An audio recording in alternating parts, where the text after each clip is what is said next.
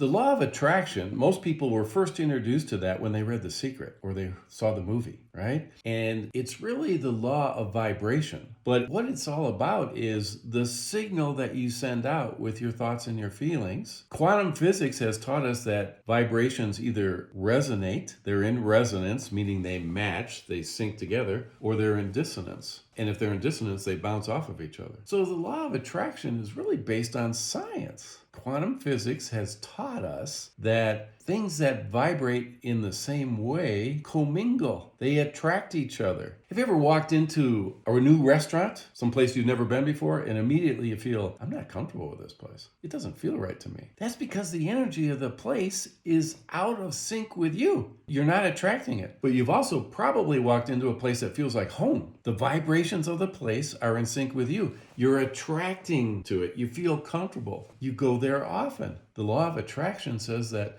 we bring into our existence things that resonate with the same frequency that we're putting out.